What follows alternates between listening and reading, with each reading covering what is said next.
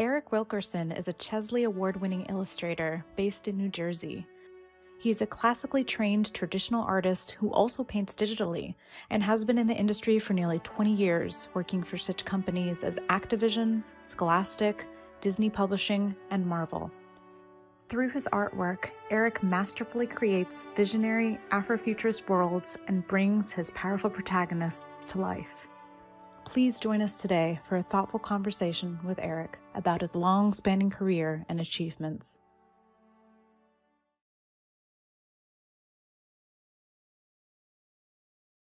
Welcome to the Painted in Color podcast, everyone. I'm Mia, and I'm joined today by my co-host, Lauren Brown, to interview Eric Wilkerson, Chesley Award-winning artist. And we're going to hear all about his career today and talk some arts. Eric, how are you today? I'm doing good. I didn't just throw up a gang sign. It's just I've been doing this like Vulcan thing since college, and I just throw up my Vulcan gang sign. Your Vulcan gang sign. Yeah, like I have a group photo from when I was guest lecturing at Syracuse University, and I got the entire class to do it with me on my last day. So everybody's like, awesome. I love it. Amazing. I think after being around you, they had no choice anyway. They were like, we had to do this. Come on. I basically just told them like, nobody's leaving this room until you all do. Perfect send off. I had to do it. Blackmail all of them. But there was always at least one in the class that was kind of like, not everybody knows how to stand do over this. in the corner. Just get out of the shot. If you're gonna be like this, Get to the back of the yeah. Like give me a minute. Lord. Mia, you can do it, right? Oh gosh, my nails are really chipped. I'm really embarrassed to put them on screen, but No, you don't have to see your nails. It's the palm first. There you go. There you go. Well, I just showed them off and I didn't want to, so but yes. I was like, you just said it. I was like, oh, you don't have to. That's so necessary. But before we actually go back on, Syracuse is the name of the school you graduated from, or you were No, I actually studied at the School of Visual Arts. Oh, okay, that's right. And so that I went to SVA thinking I was going to be a comic book artist. Like I grew up like studying comic book artists and wanting to be one, and studying the work of different guys like Jim Lee and Whilce Portacio, and like the whole my sole ambition was to really come out of school and draw Superman comics. That was it. Like some people want to be doctors, lawyers, astronauts. I was like, I want to huddle over a drawing table and draw Superman, doing whatever, pouring a bowl of cereal or something basic. But all of the different schools that I was looking at are all on the East Coast, and they none of them had working professional artists, teaching there. It was people that had done it back, 20, 30 years ago, and this was their job now. But SVA's whole promotion was, well, we have working professional teaching these courses. So like Frank Miller was teaching there, Klaus Janson, Walt Simonson, like all these like heavyweights in the industry were all teaching courses, and I'm freaking out. Like I'm in high school, like going, Walt Simonson, like jazz hands, full on jazz hands in my the school tour that I was doing with my mom. I'm like, Frank Miller teaches here, and then I got accepted. Start my foundation year. Then I find out Walt Simonson took a sabbatical. Frank Miller quit. No. Klaus Janson stuck around, but then you get the dirt on like how certain comic book artists that were teaching there hate each other, and they're personally like, oh god. So like they don't want to be in the same room or on the same floor with each other. Then they eventually just quit, and you go, oh god. So anyway, that's like. What is it with the comic book artists sometimes who are professors and the drama? Because SCAD also had a similar kind of drama too. It's just really interesting.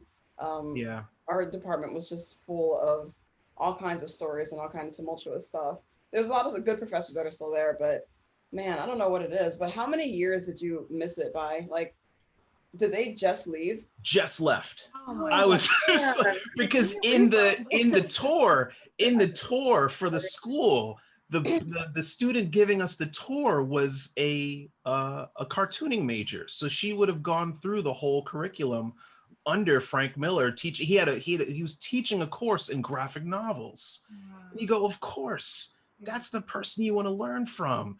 And I was playing. I had my Dark Knight Returns comic polybag, like ready to bring it to school and be like, Mr. Miller. Oh no. And he's like, F you guys, we'll go meet Sin City. It's like, I'm out. I'm out. Y'all gonna pay me what? All right. But for a large part of it, it was because a lot of the instructors that, well, obviously they would live in New York City, or they would live around New York City. But the school kind of stressed that the teachers be working professionals. And so if they weren't teaching a class, they were off doing a deadline, or they were on, on a project or doing something. And so they were able to share real world experience and give us like up to the minute, information on what a career as an illustrator or a comic book artist, 3D modeler, filmmaker, whatever it was. So I ended up realizing that comic book line art, just the idea of being a comic book artist kind of lost its allure for me after my first year of school, because I realized the penciler only does the pencils. They might ink it, but they're not doing the full thing. They're not doing the full comic.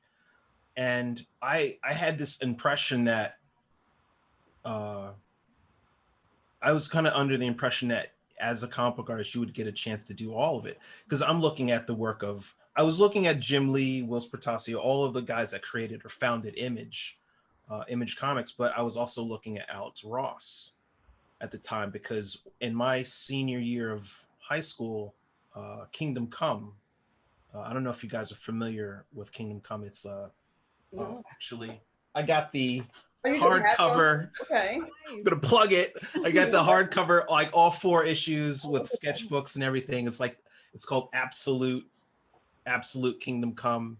But it's like takes place something like 30 years or so after Superman quit being a superhero. He just retired and went to the Kent farm and just chilled, and the whole world just goes crazy. But Alex Ross painted that entire book in gouache. He drew it, referenced the model, like got photo reference, did everything. He did everything, designed the costumes, environments, everything for that comic book.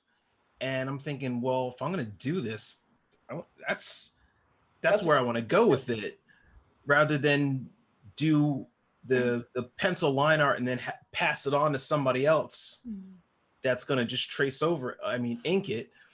And it's a line from Mallrats. It's a joke from Mallrats, and y'all don't understand Mallrats. But anyway,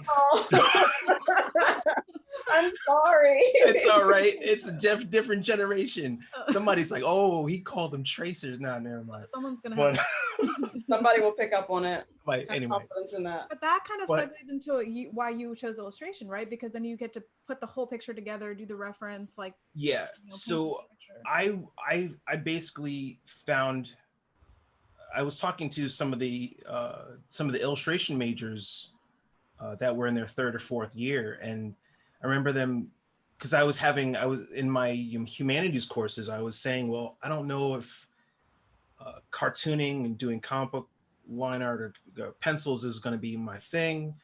Like, what do you guys do? What major are you? And they say, oh, we're illustrators. And I knew what an illustrator was, but I wasn't putting it together like what they did, right?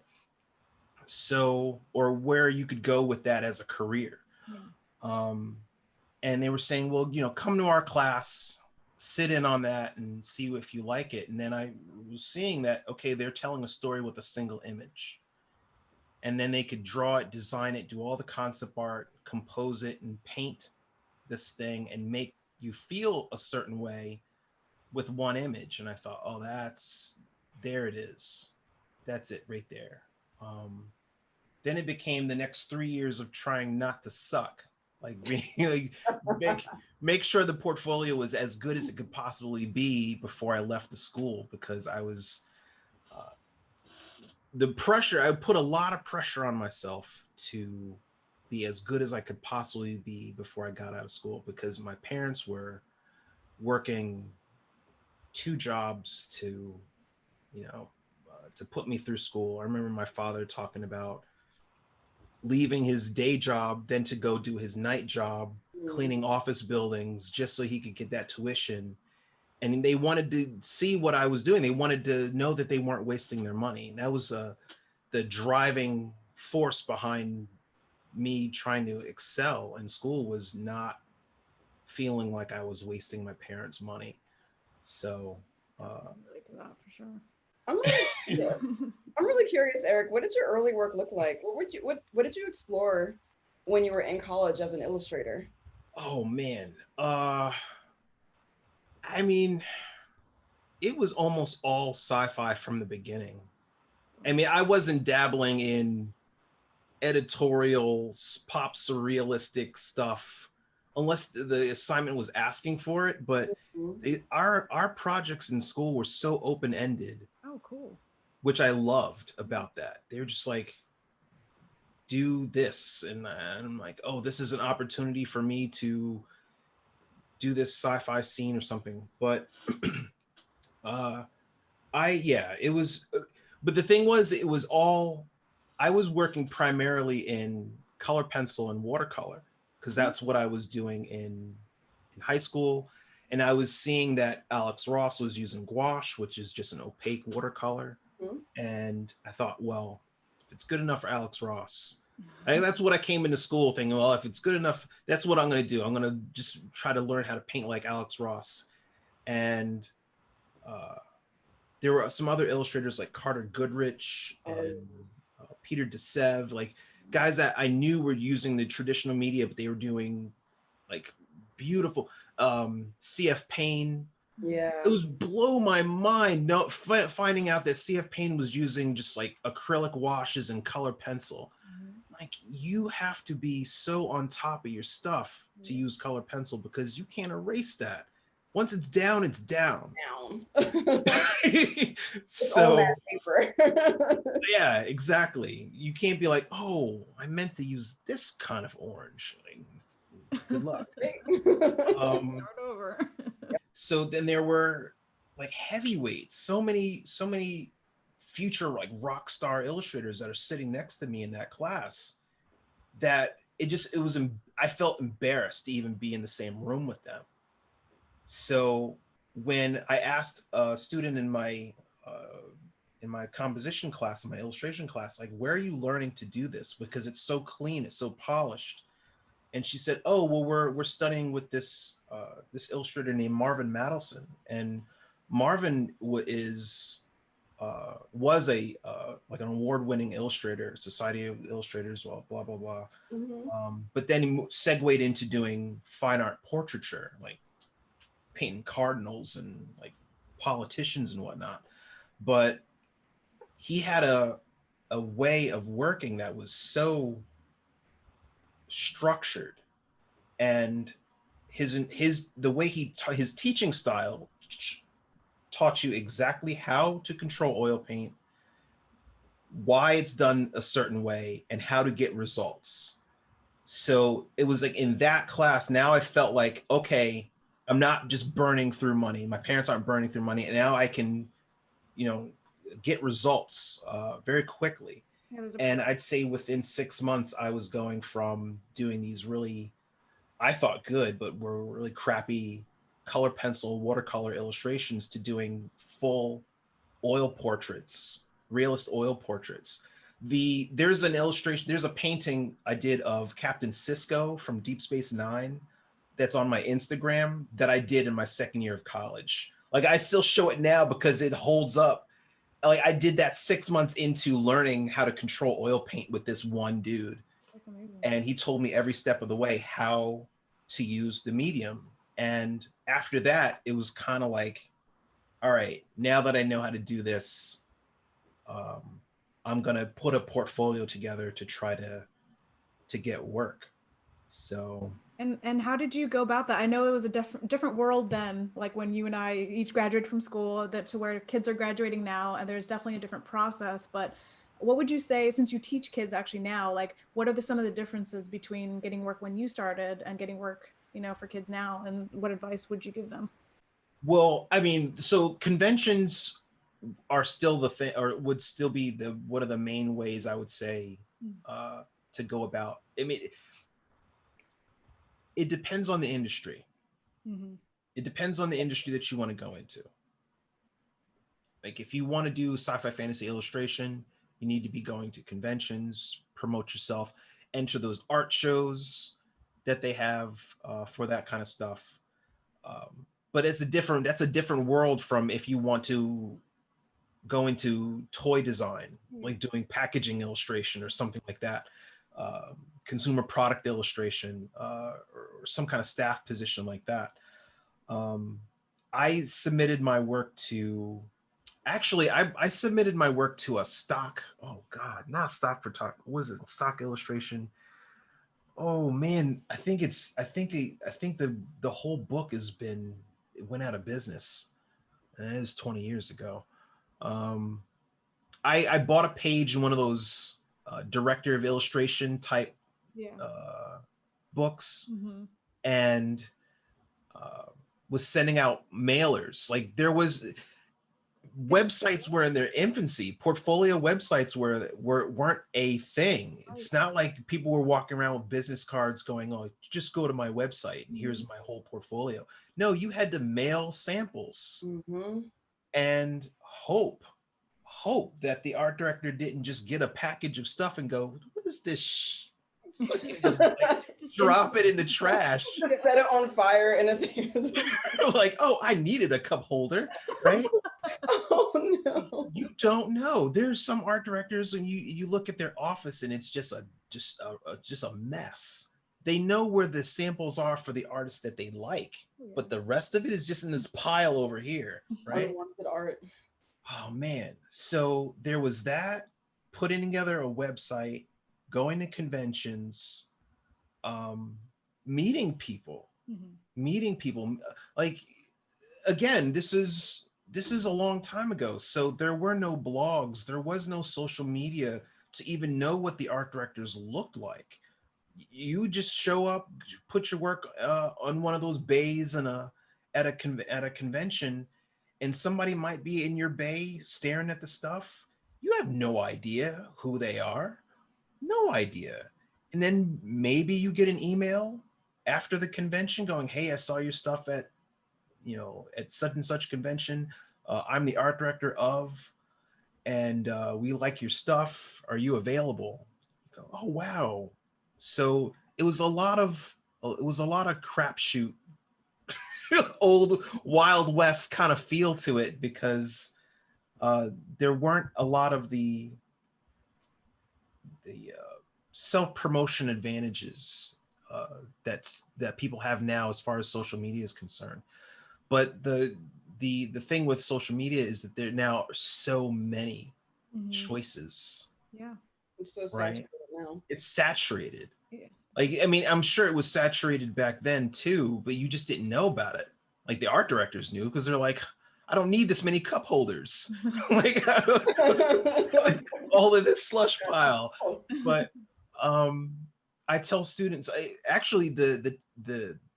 quote Bobby Chu has a video where he talks about illustrators, concept artists, anybody that wants to be in a creative profession. Their website is like a house out. I'm just paraphrasing. Their website is like a house out in the woods. Nobody will ever know it's there. And social media Twitter, Instagram, Facebook, those are roads that lead to the house, right? So you want to give them a taste on the social media platform and then always want to direct them to your website. And I thought that was just brilliant because it's true. You could go nuts designing a website, bells and whistles. And I remember there was a big thing about back when Flash, people had flashed out websites. Oh my God, I feel Back when it first came out. Yeah. Macro Media Flash. Macro Media Flash, man. You want to go to somebody, and you go to somebody's website and you're like, loading? Like, what is it? How long do I have to wait? Oh my God. So I like design buttons that like you'd hover over them and it'd change, like it'd be a drawing, and I like design this whole thing and then it's obsolete within a year. The buttons would make certain little sounds like boop, boop, it would have like the background where this was this like garish color. And he was like waiting for the art to load over top of it, just like all one that. pixel by one. Oh God. Go nuts. Back when we were waiting for stuff though. Then check your web stats and like 5 people saw it. You're just like, oh, 5 people. Like, wow, somebody looked at my website. That's my mom. That's my sister. But you know. But there was, I mean, back then you had to physically email people, art directors, whoever, and say, hey, check out my website, my stuff's here. Or there were like concept art forums where you could, you know, post your work and hope that somebody clicked that little link at the bottom of your post. But other than that, there was nothing. So yeah, there's much greater opportunity for people to be seen now if their work is good. But then how many people are out there that they're all amazing, and it seems like they get younger. I say that I hear myself say it, and I'm not mad old. You're not. But You're not. It's like, oh man, and because I go on Instagram and I'm looking at this stuff, and it's like some 18, and they always write in their little tagline, 18 years old from like Budapest, and you go like, screw this guy. Like, and first you see amazing. like, wow, this is amazing. And you're like, they're 18. They're 18. Wow. 21 has 200,000 followers. Like, okay, all right. Yeah, it's like throw everything up. Like, what am I even doing? But, right. Like when I'm 18, there was like see, that's when I tell my students, there was no Photoshop CC or anything like. It was Photoshop 3, not CS3. Right? Photoshop had a max amount of like 10 layers was it. Like there were no adjustment layers. Like you just had to figure it out. There were no tablets either as a mouse, you know. It's like Wacom tablets were brand new. It's like nope. Where's my cursor again? I'm moving it around. Nope. You lose it on the thing. But yeah, but that was a long time ago. So, and I just think, well, what would my stuff look like if I had access to the digital, you know, tools that kids have now? But anyway, but it was all good. You know, I learned what I had to learn and came out.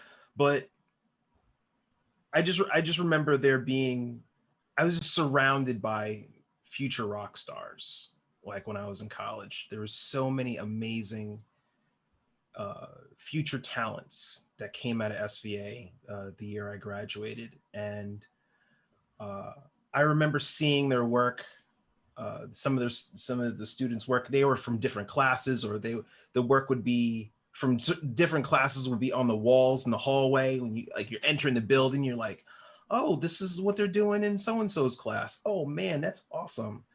You know, and then I was constantly comparing myself to other students and other illustrators, even after college. And that really, really messed with my head.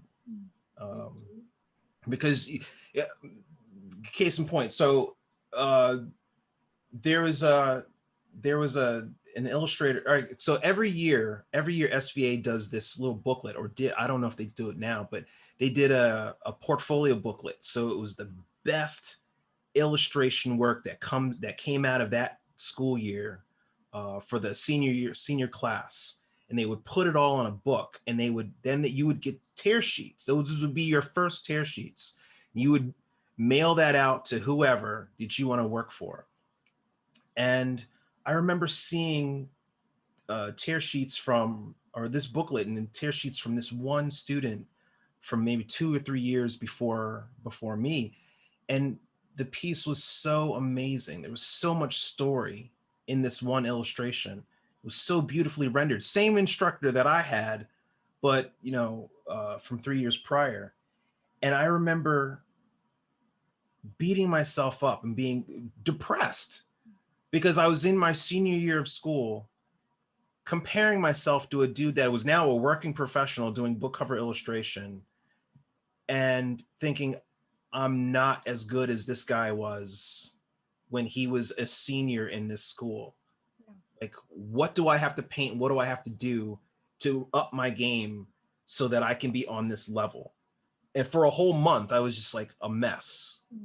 So it took me goals, but it's like when it fucks you up, or when it screws up your actual momentum, it's so crippling sometimes, to compare yourself to people. Yeah, you can think you're doing so well, and you either have to have this inner confidence, this confidence to know that you'll get there, or you're just going to be like, oh my God, this is amazing. I should just stop. I should just quit and go find a job doing something, anything, because I know I'm not going to be able to compete with that. Yeah. I'm sorry. Go on. But that was my mentality leaving school was, oh my God. Yes, I know how to render. Yes, I know how to paint. I can compose a whole illustration, but am I ready to submit my stuff to Tor Books or to Bain or to Ace or, all of these different huge sci-fi fantasy publishers at the time, or, that exist now. And I didn't even try to submit. I made samples, but I didn't do anything with them. They just sat in my, and these aren't digital samples. These are big oil paintings, like 24 by 36 or so oil paintings set for portfolio as a book cover illustrator. And I didn't do anything with it because I just didn't feel I was good enough. I was looking at what was on shelves by John Foster and Donato and Michael Whalen and, J.P. Target and like all of these, Matt Stawicki, all these heavyweights. And I'm thinking, oh man, that was the goal. That was the goal in school, was to come out and do that. And now I was out of school, knew I had the skills to do it, but had no idea who to contact, who to show the work to. There was no booklet to let you know what the name of the art director was for such and such company. You had to call and ask, who's the art director for Ace Books, and hope that they just don't go Joe Schmo and then like hang up on you. Right? Literally the millennial nightmare. Right. There was no information on their website to let you know who the contact information was, and you're taking submissions. Who's taking submissions, and there was no. These art directors didn't have blogs where they were bragging about their life and what they had for dinner and whatnot back then. So there was no way to know unless you knew somebody that was already a working professional that could say to you, here's the art director's name. I already called them, said that you might be sending some samples by. Don't make me look bad, right? It's networking, right? At that point, where somebody basically says, I know you're good enough. Here's the contact information. Don't screw up the job, right? I know a lot of guys that got their start that way, where somebody just said, here's the door, go on through. Just don't screw it up, right? I didn't know any of those people. Right? I didn't have that. So I had this portfolio of sci-fi fantasy samples, and it took me something like 4 years before I got work professionally, because I was just so afraid to put it out there, to submit stuff to potential clients. Like I didn't still constantly comparing myself to what I was seeing out there, and uh, eventually ended up landing a staff illustration job, and then for most of my career just bounced from one staff illustration job to another, uh, partly because the money was great and it was stable, and I knew I had confidence that I could do what level of illustration work I was being asked to do for whatever the game client or the studio was, but still didn't think that I could do it, the thing that I actually went to school for, which was to do sci-fi fantasy book illustration. And I know there are people out there that feel like that. They know that they have the ability to do the work, but they need a break. They need somebody to just say, come on through, right? Or here's XYZ things you need to do to your samples in order to make it next level so that you can get that work. So like, it's a lot, but fear, that fear held me back from even trying for almost a decade after school.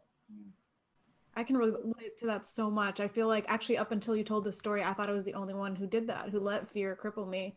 But it's actually probably a more common story than most people are willing to admit, or, you know, maybe a lot of people mask it better and still go for it. But I mean, gosh, I feel like even your fears at the beginning of your career might morph into, you know, you might be comfortable in that area. And then as you get better, you get further along, there's other fears that come up.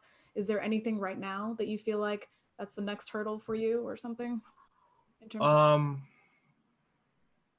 Well, the fear now is, that's a really great question, because a friend of mine is a really popular sci-fi fantasy illustrator, and the thing he worries about the most is that the clients will stop calling. Like, his stuff is everywhere, right? And it's not about, so it's gone from, how do I even break in? How do I get my stuff to the right level to where the art director thinks of me first or wants my look for this particular project? It's now, I hope they don't get tired of my look and go with somebody new or somebody different just to break it up, just to break up their catalog. And because there's that thought of, well, I got a mortgage, or I've got this, or I've got this expenses, and I need to have this many jobs come in annually in order to survive. And now it's, oh my God, I hope they don't get tired of me. Mm-hmm. That's that's a whole other thing. And you go, oh damn, it never ends. It's not this one fear, it's some other fear. Yeah. Something that's holding you back from doing the thing that you need to do. Right. Yeah. And that an artist at your caliber is worried that somebody would get sick of your art is just mind-blowing to me. I know. But I think all of us manifest these kinds of fears about different things. We all have them, and they're always holding us back from doing exactly like what we need to do. So what would you do if that wasn't a factor for you? If you didn't have that concern of, you know, that financial like fear, or the fear of being forgotten by art directors or passed over by art directors, like what would you do something that you're not doing now if you didn't have that? Yes. Well, yes. And what's interesting about that question is that and I think I had mentioned this in a previous, I think I had mentioned this in that Lightbox Expo video that we had done, that I had painted a piece just for myself, like without thinking about how it was going to be received, or because I kept thinking to myself, nobody's ever going to ask me to paint this. So I'm just going to do it for myself and just put it out there. If people like it, they like it. If they don't, they don't. It's just satisfying for myself. I need it. I need to, it's just cathartic. I need to do this for myself to feel like a painter, an artist. I would definitely do more of that kind of lean toward just hard. I don't even know if this is a term, but like hard, like realist Afrofuturism. Like I would just and stay there. I mean, I've had opportunities presented to me where a client or a potential client has said, we'd love to see you do an art book or a graphic novel or something like that. What do you have in mind? So basically somebody's saying, well, here's the door. If you want to paint what you want to paint, present it to us and let's do business. And I go, oh my God, that is just crazy. Because I just think about where I was 10 years ago, where I was 20 years ago, and that fear, and thinking, well, nobody wants to see illustrations with Black people having adventures, sci-fi fantasy, because it's not, nobody's looking for that. Nobody's asking for that. And if I put that in my portfolio and I submit it to big name client A, what they're going to look at it and go, oh, this is nice, but what am I going to do with this? But not what I'm looking for, apparently. Yeah. So, changed. So things have changed so much in the past, even the past 10 years.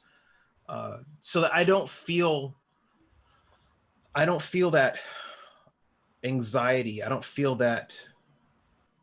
like it's a taboo anymore to have diversity, have any kind of representation in my art.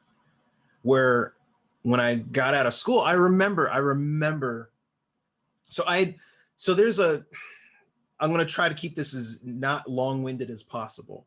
But so when I was in school in my senior year, one of the pieces that pulled me out of that funk where I was looking at this other student's work from a couple years ago and was depressed because I wasn't good enough. I remember somebody, either my mom or my dad, saying, well, what could you paint differently? What could you do different? And I thought, well, I'm going to paint a Black astronaut surrounded by aliens, because I have never seen that before by any of my hero sci-fi fantasy illustrators or ever, right? And it was one of my senior projects, it was my mom's high school boyfriend came over. I put him in a military jumpsuit. I made this armor out of cardboard, had him in my studio / bedroom, and put spotlights on him, colored gel spotlights and everything. And then so there's a Norman Rockwell painting called The Freedom of Speech. It's a illustration of a man in a town hall setting. He's standing up and he's about to say something, and you have a guy in the foreground kind of turning around to look at him. You know the painting I'm talking about? Yeah. I basically took that entire composition and made it a sci-fi illustration. So the freedom of speech character, the guy that's standing up, is the Black astronaut, fighter pilot, whatever. And everybody else in the scene are just different alien species. So I sculpted for the first time, sculpted all the heads for the aliens. Went nuts. And I was a huge Babylon 5 fan at the time. And people were like, Babylon what? Lord God, if somebody says Babylon what? Watching this. Break Eric's heart. It'll break my heart. In the chat, they're like, what is that? Is that a Netflix thing? I don't know if our viewer base is quite that. Well, maybe some of them are, but okay. But I was a huge Babylon 5 fan, so I put Londo in the background. So anybody that knows what I'm talking about, they know. So I had a blast doing that. Now this predates blogs or anything, so I didn't know James Gurney's methods or how he worked. This was my painting teacher from college saying, well, if you're going to do this, you need to know how light and shadow affect the form. So don't just sit there and make it up. You know, these you need to know how the specular highlights and all of this stuff works. So I sculpted and painted like all of these little maquettes and photographed everything so that every alien around this dude was as realistic as the reference that I had for the guy, and went nuts painting it. Had a blast painting it. And that was kind of my confidence booster. But then I realized after painting it, I can't send this to anybody. Who's gonna give me work showing a black guy in a sci-fi scene? I'm not seeing that anywhere. So it was one of my pieces that just sat in the corner of my studio for the next decade. Like I put it on my website for a little while back in the macromedia flash days, but then I took it off. It was like, because I kept thinking maybe that one piece might be scaring them away because they think that I'll just randomly throw a black eye into an illustration when they didn't ask for it. All these thoughts came in rushing into my head of like why somebody wouldn't give me work. And I kept thinking, well, let me take out all the variables. Who has to do that? Who has to sit there and like think about all of the things they should not be putting into their portfolio? So especially when it's people who look like you, right? Or the piece that you wanted to make, right. That was the piece I wanted to make. Yeah, it's basically like you have to edit yourself out of your illustration in order to get work. Right. And that's the thing that obviously that's not cool. Like that should. I mean, if it's right. I mean, if it's an illustrator that is inspired by Frank Frazetta or Boris or somebody, and they're looking at their portfolio going, I don't know, there's one too many naked white chicks in my portfolio. Nobody back in that day ever. Like, right, exactly. There's like, looks good to me. Somebody's gonna snatch this up, but they never have to edit themselves. Yeah, they don't have to think about it even. Right, and that was paralyzing for me. And then I just figured I might as well just go find a staff job because this is probably never going to happen. So. And I remember during the Lightbox panel, you talked about having to edit that out because of some feedback that you had gotten from people who were like, oh, people won't go for this. Yeah. That. How did you get rid of those toxic voices in the back of your head from that feedback? And how did you start doing it anyway? So it came, so I got rid of those voices stayed in my head up until 6 years ago. So it's not like I just shook it off 3 or 4 years out of school and was like, I'm good. I bounced around from staff job to staff job and did the random illustration freelance job in between for years. And I think I was working full-time for a video game studio in 2014 or 15 and 14. And I was doing a magazine illustration, a magazine cover, and they wanted me to illustrate a short story from within the magazine. This was like one of the first sci-fi illustration jobs I had done like freelance. And the story was told posthumously from the point of view of a sports writer that was chronicling the life of the greatest female baseball player in the 25th century. I remember thoroughly reading through, taking notes on what I should paint, but it never described what the actual baseball player looked like. It was all told from the point of view of a fan. I grew up watching her games. My grandpapa took me to her games and blah, blah, blah. And he's escorting her body back to Earth, right? And it was a beautiful story. But so I'm designing what the stadium looks like in my illustration because I want to show what this woman looks like. And at no point did it not say that she wasn't a Black woman with Afro puffs. So I was like, well, that's what you're going to get. I got a full-time job. Like, if you if you don't like the piece, you don't like the piece. I don't give a damn, right? So I didn't like it was a small publisher, so they didn't ask me for a sketch or nothing. They just said, have fun with it. Oh, wow. So I accepted the job, signed the contract, and they got a piece like, I guess 3 weeks later. And I was like, all right, here goes nothing. They were either gonna love it or I was gonna get a ton of revisions, right?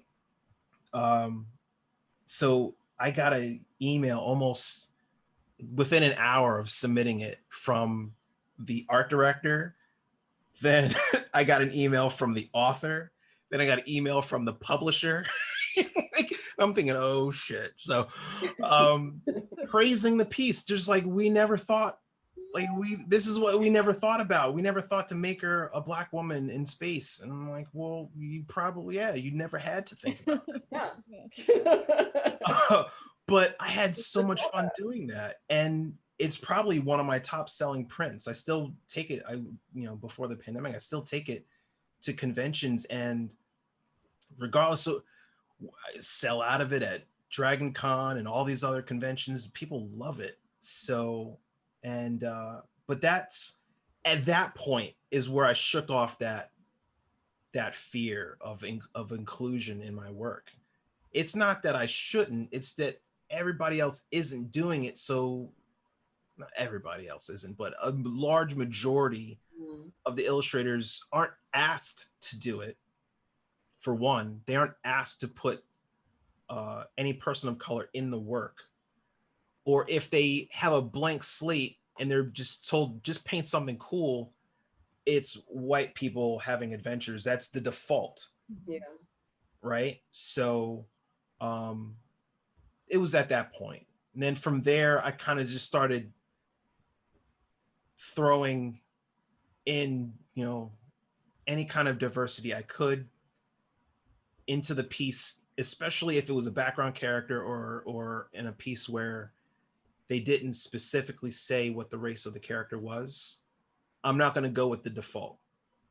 So if somebody's watching this and you don't clarify that it's not a woman with Afro puffs, don't be upset. Yeah. All right. Because suddenly it's going to be a woman with Afro puffs. I'm just saying. It couldn't be. It's like, it's your fault for not putting it in the brief. Mm-hmm. That's right. I gotta say that story's so satisfying to hear, especially since just like 2 weeks ago you won a Chesley Award for Tristan Strong Punches a Hole Through the Sky for that cover, and it's an amazing cover. And thank you. Yeah, it was such an amazing moment to see you win that. It was, knowing what I've told you, and like how I was afraid to even put Black people in my work, and being afraid to put myself out there, being afraid to share my portfolio with publishers, or not even knowing how, to have the biggest company on the planet send me an email saying, we love your work, are you available? Just, I'm not going to say I cried, but we wouldn't judge you if you did. It was kind of one of those, I can't believe this is happening. I can't believe they asked me to do this. Well, then I have no choice but to do my best to hit a home run. I'm always going to do my best with whatever project I'm offered, but like, there was this extra pressure. It's like, oh my God, this is Disney. Like, I better deliver, right? And then I'm a big fan of illustrators like Michael Whalen. So I remember I have one of his art books, and where he talks about how he includes symbolism in his covers. So like, he'll read the entire book, like highlight stuff, and then put those little Easter eggs in the cover art, so that as a reader, like you could go back and look at that cover after you've hit like chapter 12 and go, oh, so that's why this character looks the way they do, or why the sword is glowing or whatever. And for the Tristan Strong cover, I remember thinking, okay, it's going to be a wraparound. And so there needs to be the journal, the boy's journal in the story is an important story element. So that's got to be in there. It's got to, so the ripped pages of the journal are kind of flowing from the back cover to the front cover. And then there are the living embodiment of, or the slave chains are called fetterlings. The old-fashioned term for slave chains are living creatures in the story. So like I was asked to put these chains, these slave chains, like somewhere in the composition. So I figured, let me have them swirling around Tristan like a DNA strand, like a helix, right? So it's because it's rooted in, the story is rooted in African folklore and kind of in slavery and things like that. So I wanted the DNA of the story to be kind of wrapped around him. And he is literally punching, you see the chains breaking. So he's like literally punching through the chains of oppression, awesome, right, on the front cover of this book. And that's what I wanted to convey, like with the piece, even on a subconscious level, you're like, oh, that's dope. Like, why do I like this so much? Like, the empowerment inside of that image. Yeah. And you can, and it absolutely comes through. It feels like a very strong, positive representation of a Black protagonist, no matter which angle you look at it. And that comes across 100% in that cover. And that's why you won the award for it, because it was amazingly executed and the message was clear. So what did that feel like to actually see that come through in such a way? You know, so at the time I wasn't even thinking about it. I was just trying to deliver the job. I was more concerned with getting paid on time so that I could pay daycare. It's like, I wasn't thinking about the weight of the project or like who's gonna see it, or I kind of just shut my brain off when it comes to that. Because if I start thinking about who's gonna see my art, I could freeze up. And I know that happens to illustrators where they're cool working for the projects that are paying them $100 for a trading card or something like that. But the minute somebody offers them some real money, they go, oh my God. So I pushed that aside and just thought about the real world needs of this job. I have to deliver it on time. It's got to be amazing, or as good as I can get it. And I need to get paid. So I can show my wife that I'm not like just down here wasting time when I could be out doing something else. But it's kind of always like trying to prove that I need that, or validate my reason for wanting to do this. Like I always felt like, no, I have to prove to this person or this person or this person that I'm not just BSing around when I could have a real job. But it felt good. And what made me feel even better about the job was when the art director told me, or the author's agent told me when I met her, that Rick Riordan had like final approval, because it's his imprint within Disney. So they have these, like a lot of these big book cover, it's not just the author or the art director that approve it and say, awesome, send your invoice, and then you go on about your day. It's a whole committee. Like you submit your piece and the whole committee has to like sign off and be like, oh, that's great. That's cool. Agree on it. Yeah. And Rick had that final say where it comes up on the screen in their conference room at Hyperion, and he just I think he said awesome. And that was that was it. That it was like, yeah, man. So but then the reaction to the cover art when it was released online last, what was it? Not last year. Was it last year? Last March? Something like that. You know, Twitter, Facebook, Instagram, like Disney put it out there. Rick's Twitter page put it out there. Like Tristan Strong punches a hole in the sky, coming to you, fall 2019, and people lost their whole minds.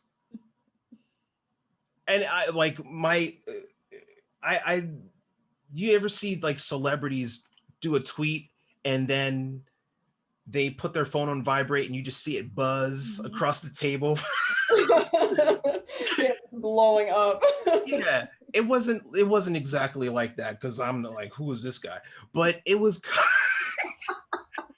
it was kind of like that, because I'm like, oh crap, people are actually responding, and because people are like, I need this now. Like, why isn't it in my hands now? Disney was not expecting that response. They were not expecting that reaction to the cover art or the whole project. It was only meant to be a 2-book series. And I was told by the agent that based on the reaction to the cover art alone, it got extended to a 3-book series. Nice. So I'm like, oh, wow. Well, at least I know what I'm going to be doing in 2020. But I'm excited to jump into it, to wrap up the series. But it's one of those things where you just don't think it's going to happen.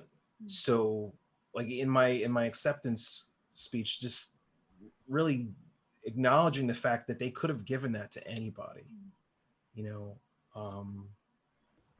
any big name, you know, Spectrum Award winner, Chesley Award winner, blah blah blah, artist, but they picked me for it. So they didn't have to. I could have had to find some other way to pay daycare. So, but I was appreciative of that. So that was pretty cool. And this speaks a lot to being authentic and sharing your message with other people, because that's why they picked you in the first place, is because they knew that you were the one who could do this kind of work and do it well. And that's why they chose you ultimately. And they could have chosen anybody, but they saw you, and because you were authentic to your own voice, that's what they were paying for. Yeah. So. And then from there, oh, sorry, go ahead. Go ahead. No, go ahead. No, I was just going to say, from there, you also recently became a Magic the Gathering artist, which is on top of a lot of people's bucket lists. Oh yeah, absolutely. Yeah. So that was one of the first clients companies that one of my illustration professors in college told me to submit my work to. And, you know, for that's a long story for another time. But like when I got the email, I was on vacation. I'm kind of like, what? Like looking at it, I checked the email just thinking like maybe it's awful letter or something. Like there's there's a Eric Wilson out there or somebody, but nope. Eric Wilson. I don't know. Added a couple letters. Yeah, there's a lot of letters missing, but that was another one of those situations where I'm thinking, okay, this is brand new, and I can't mess this up. What was the process like for the Amulet of Vigor? I think there was a special guest that was featured in that card, actually.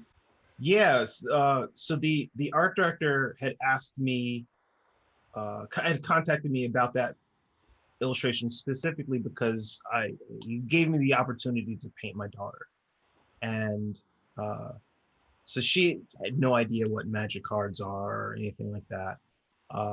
But I had been wanting to do magic cards for so long, and then to get the chance to do one, like my first one, I get to do a painting of my kid, was really special to me. And I promised myself when my daughter was born that I was going to set aside time per year to paint a portrait of her to chronicle her growth. So Like before I leave this earth, she'll have stacks of oil paintings of her, and I've only she's 5 now. I've only painted her 3 times, so I've got to get on that.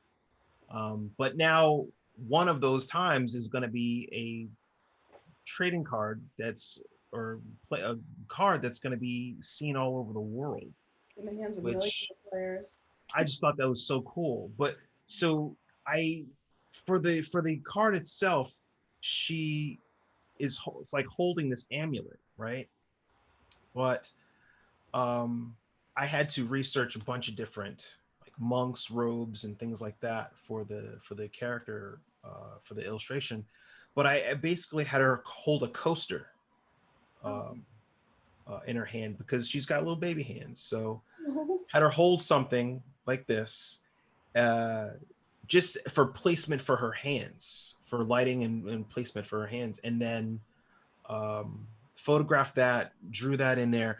But then I actually needed to design. I didn't have any idea that this was a card, that this amulet. I was told by a magic card collector that this is a remake of a card that came out in the 90s or something like that. I had no idea about that. And I'm glad that they didn't tell me that, oh, you're redoing this amulet. Here's what the amulet looks like. I just came up with my own design for it. And I ended up sculpting it. So like this is Oh wow. the actual That's amazing. thing. That's just So so cool. And my daughter was upset because I took a jewel from one of her toys and stuck it in here, and like she couldn't get it back because it was like glued in. But so I just took this design and just stretched it out to the shape of the position of her hands.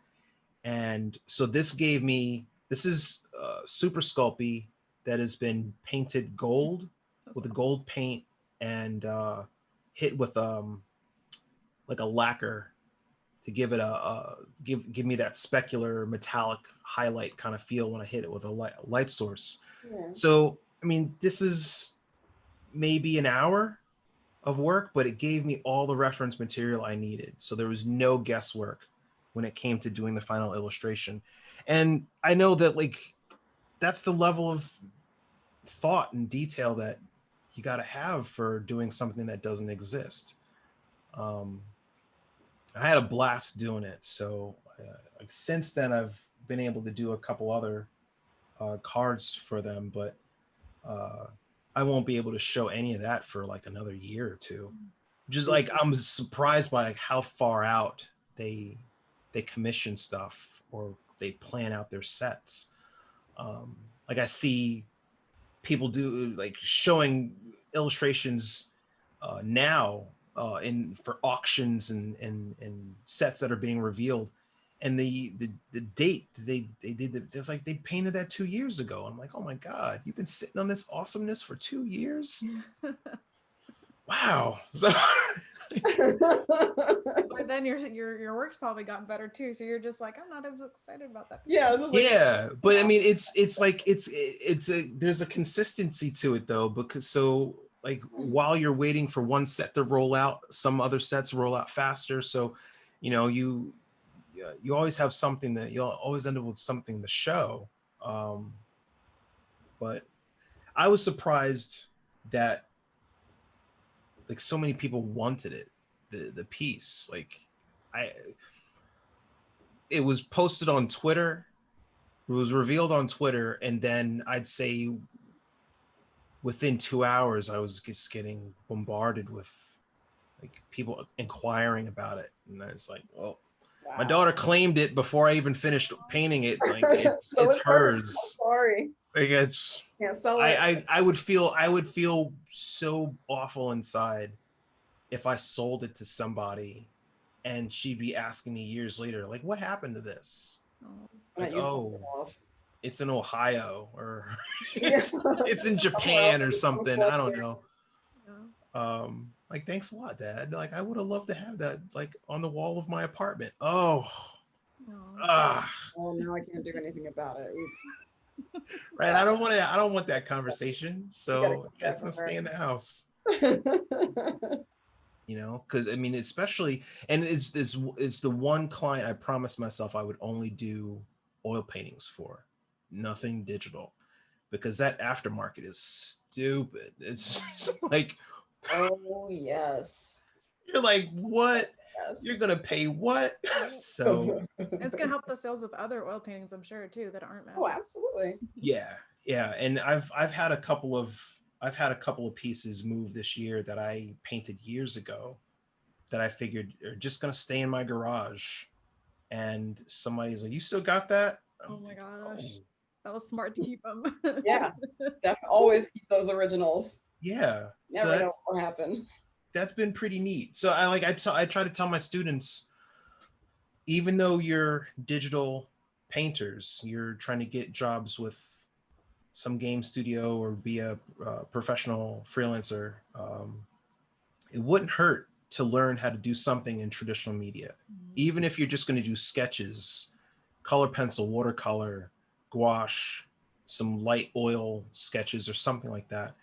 Because if you get in with the right client, then the aftermarket for that stuff could pull you in a couple extra $100, couple $1,000 for something that might have only taken you an evening to do. Mm-hmm. So like, that's rent for somebody off of selling a sketch. Yep. Like, why wouldn't you want to know how to do that?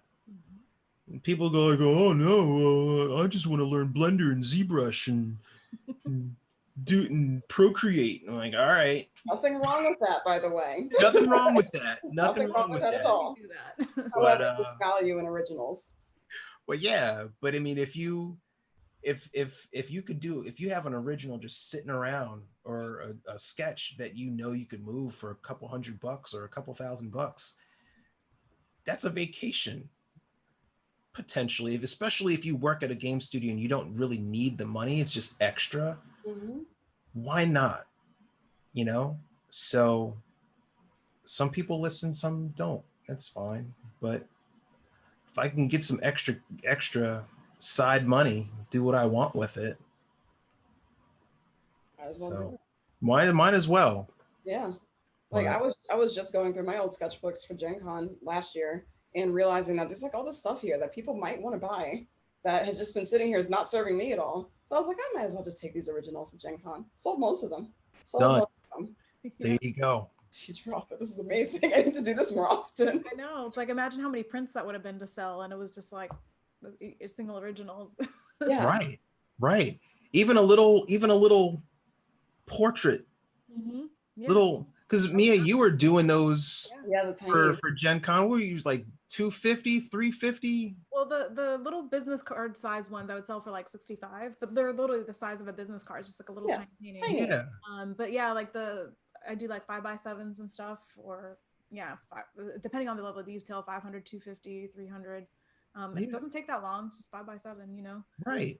One of those covers the whole booth and probably some of your expenses, and then everything else is just gravy. Well, makes the whole show easy for you. Yep.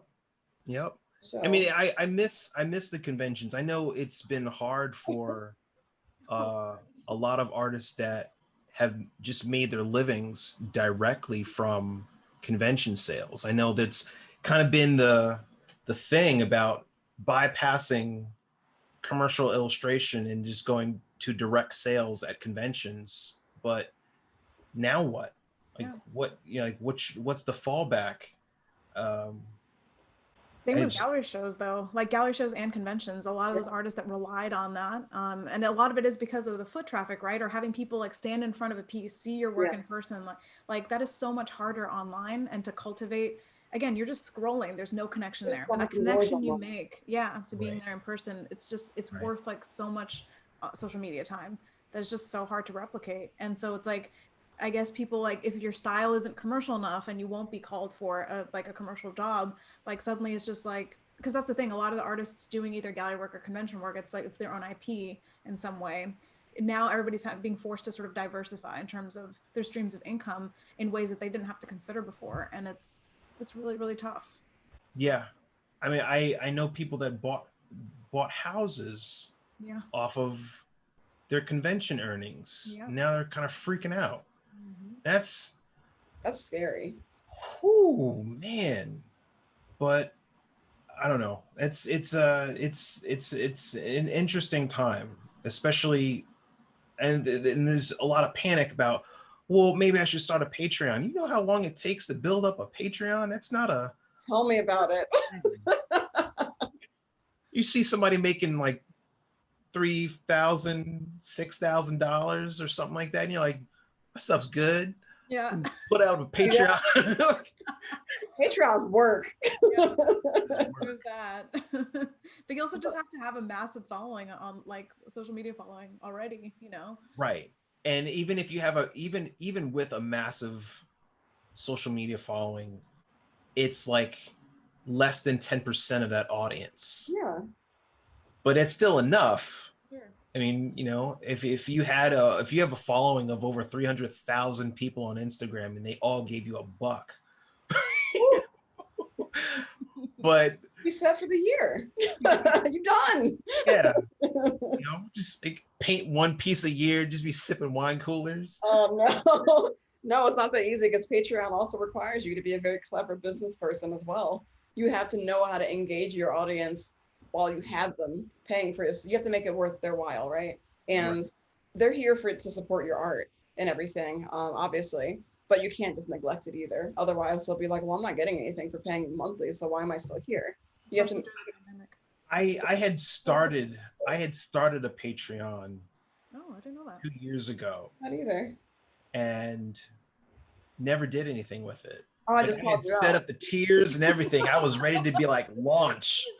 Here's my pay. I'm here, right? And it was the whole platform was about I'm painting stuff here that nobody wants to see, right? And then Disney called me for the Tristan Strong, and I was like, I never touched the Patreon. You're like, I guess I don't need this over here at Disney. I got that Disney money now. Well, because then after that project, then Scholastic called, then there's a bunch of other projects have all kind of spiraled out from that one job.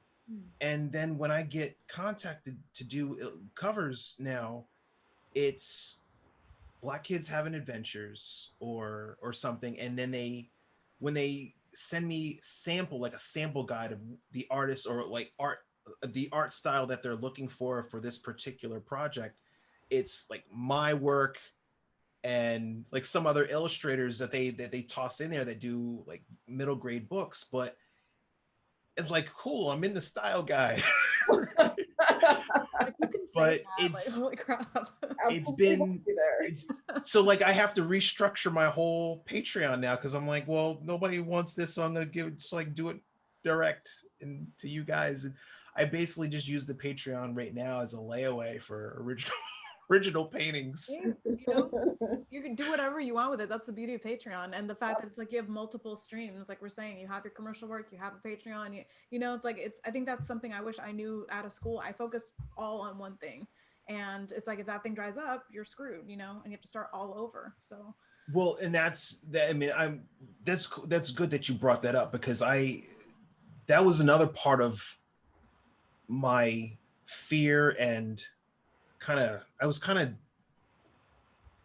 all over the place back in college because I had a lot of interests, and I know in school and on there's like art blogs and art director blogs that'll say you got to be focused on one thing and you got to do it right. You got to be really good and focused and blah blah blah. But okay, but what if you just like painting dragons?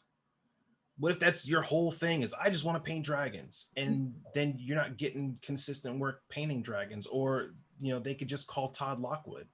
Like, why should I call you when like the master is over here doing it?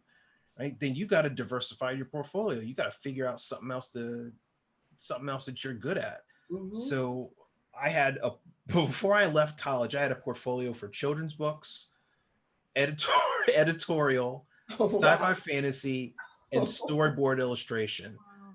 So if one thing dried up, that was the thought process in my head in school. was if I can't get work in one thing, I'll do it in another. So one of my first projects out of school was a children's book.